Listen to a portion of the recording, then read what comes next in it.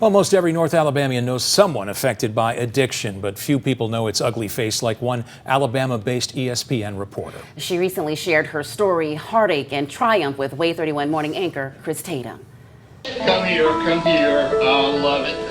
I had talked to my parents just after 8 o'clock on March 23rd. Things seemed great. We had a good chat, said our I love yous, goodbyes, hung up the phone. Lauren Sisler's replayed that phone call in her mind for 20 years, wondered what she might have missed. She was a freshman at Rutgers University in 2003, remembers going to bed soon after she hung up from that call, getting jolted awake when her phone rang a few hours later. And my dad notified me that my mom had passed. And I was obviously very confused because we had just talked on the phone. Everything seemed fine. It's the middle of the night. She's 45 years old. What could have happened? Her dad helped book her flight home, promised to meet her at the airport when she arrived. But the worst of that night had yet to reveal itself. Wouldn't until the next morning. I get to the airport expecting him to be there, and he never showed up.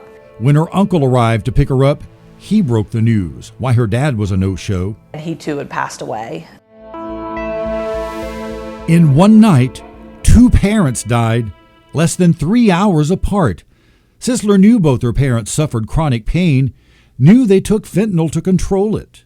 My parents were very involved in the community, very involved in my gymnastics. I was a competitive gymnast. She soon learned her parents were deeply addicted to painkillers, so addicted their lives were unraveling around them. As their secrets surfaced, so did Sisler's shame. My parents can't be those people. They're educated, they have good jobs, they're happy, we're a good family. Despite her loss, Sisler managed to build a life. Good morning from the Junction. This is what SEC football looks like. She's now an ESPN sideline reporter. But 20 years later, she still thinks about all her mom and dad missed, of the life, the love fentanyl stole from them. I walked down the aisle of my wedding day by myself. My parents were not there, and I'm expecting a baby boy in June, and it's hard when I sit here and think that my parents aren't going to be here for when he's born. But time has taught her 2 lessons she now travels the country to share. That fentanyl affects far too many families. You don't have to be from a certain demographic, certain side of town, make a certain salary, have a certain job title.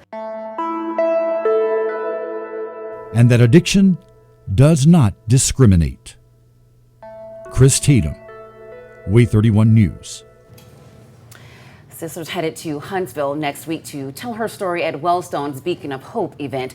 It starts at 5 p.m. Thursday, May 18th at the Jackson Center. And Chris Tatum will MC that event. Tickets and tables are still available if you'd like to meet Lauren Sisler. Way 31, connecting North Alabama, being a voice for those who have no voice. Brought to you by Hornsby, Watson, Hornsby & Hayward, personal injury attorney.